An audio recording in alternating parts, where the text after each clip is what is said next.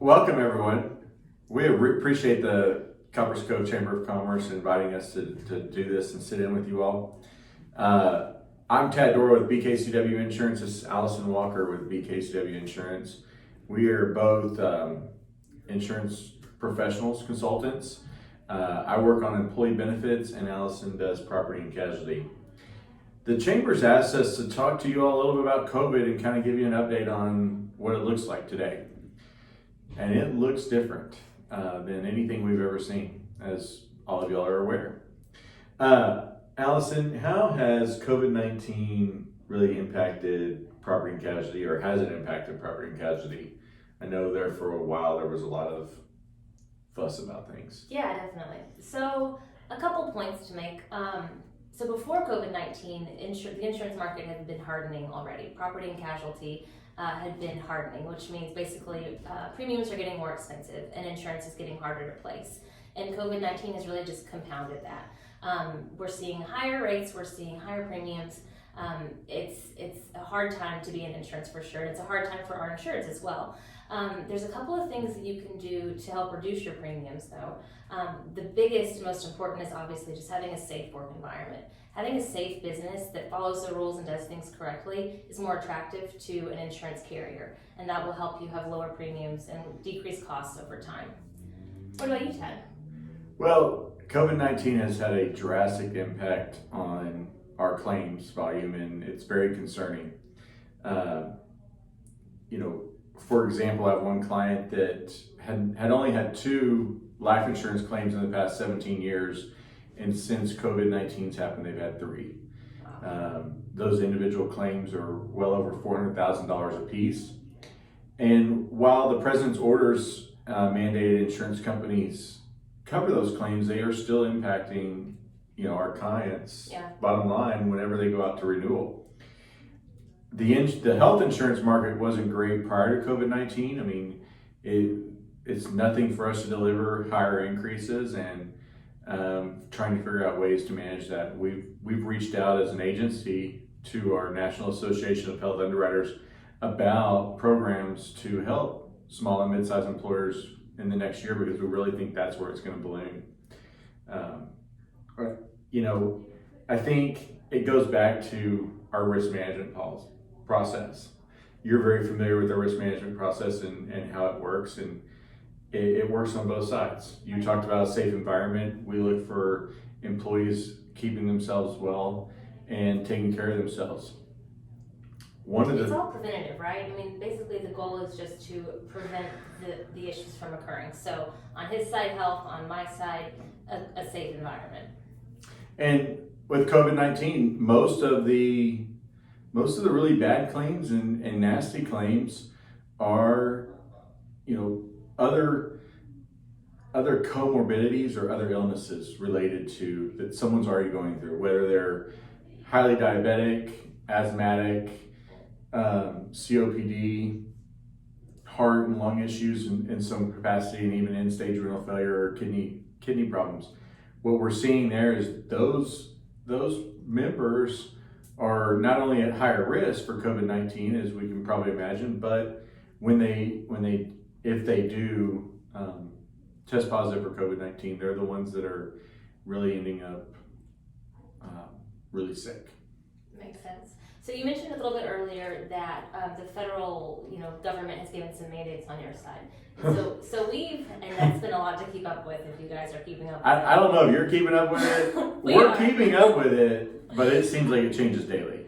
So something on the P&C or the property and casualty side that I work with is, you all obviously remember September 11th, a terrible tragedy, a national tragedy, millions of people affected, by the whole thing. And basically what insurance companies had to do was to determine if they were going to cover terroristic threats. And so now we have an insurance called terrorism risk insurance, which is something that you can purchase. It's a pretty nominal fee.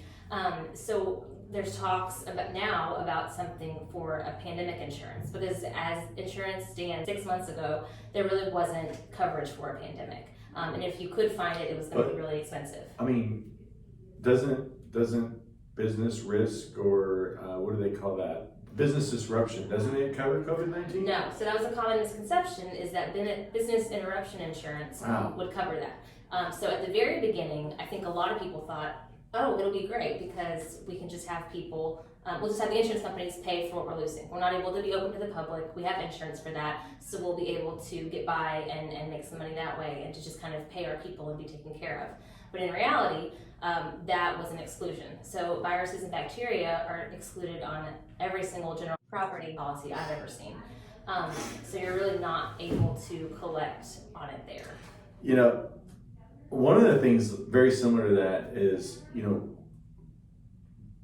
while employers really thought when this was going to be covered that it was going to be paid for by the government, and it's not being paid for by the government. And while it's nice that employees are not facing those fees, it's going to be someone's going to pay for it.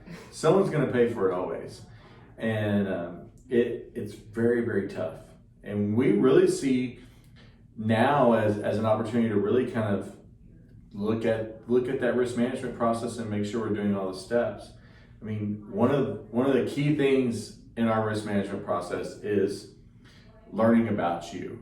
And, that's one of the things that we really want to do is learn about you and your business so that we can really provide that insurance company with a great view of what you do and how you look and things like that, so that we can package it all up in a nice pretty little bow like Christmas presents and deliver it to the insurance company. And now it's really a great time to do that, just because with everything going on, so much changing, there's no better time than now to evaluate your current risk management process. Whether it's exposures that have changed. I mean, we've seen restaurants that for a little while they had to switch to delivery, so then you have an auto exposure you didn't have before. You don't have the internal exposures that you had with the slip and falls because people aren't coming inside. So you can save premium whenever you reduce exposures, but then you're obviously going to have to make sure that you have things that are covered whenever you increase exposure. So we've seen that a lot too. And we're really about helping employers develop programs around that. I think about some of our favorite clients to talk about and work with are those that dive into those programs and really work with us on that. When we develop programs around your risk management plan and risk management profile, we work together on that to make sure that, if there's an accident and Sam gets sick and falls, workers' comp knows about it, the health insurance, we understand that piece about it and how it all intermingles. And I think that's important when we're taking you through that process and working with you to understand, because insurance is not going to get cheaper over the next couple of years. It's just not. It doesn't matter who's elected. It doesn't matter what happens with the pandemic. There are costs out there that we're dealing with. Heck, there was a hurricane today. 2, right? I mean, there's been 2 hurricanes in the past week. And, while that may not have impacted us here locally, it will have an impact on our overall claims cost, as well as how much it costs for our automobile insurance. And that all has an impact on all of us daily.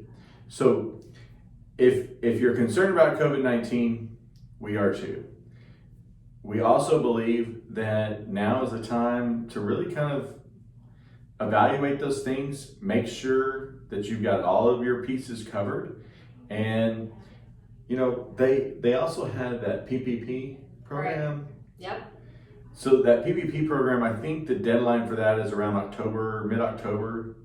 It's approaching us. Is that a forgivable, or how does that work? Well, you've got to prove up a lot of expenses. Okay. There was supposed to be a program passed by the legislatures. They can't get along very well, but they were supposed to pass a program that if you got less than a certain amount, it was automatically forgiven. That hasn't happened yet. Okay.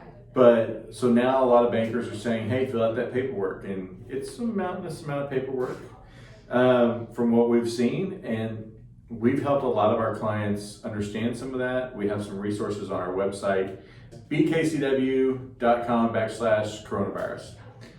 And so if you want to go there, you can find out a little bit more. Also, the number one question I get today is, hey, this person's tested positive or thinks they've been in contact with someone with the coronavirus. they're not going to be at work for another week or 2 weeks. They tell me, do I have to pay them? Check everything. There's a really nice handout that we've got on there that tells people, in this case you have to pay, in this case you don't have to pay. And It's kind of like a flow chart, right? yeah, good. That's a good word for it, a flow chart. Coronavirus flow chart. But if we can help you in any way, reach out to one of us here at BKCW. We've got an office here in the city of Copper's Cove, another office in Killeen, and you can reach us at 254-699-7100. Allison Walker, Tad Doro. Bye.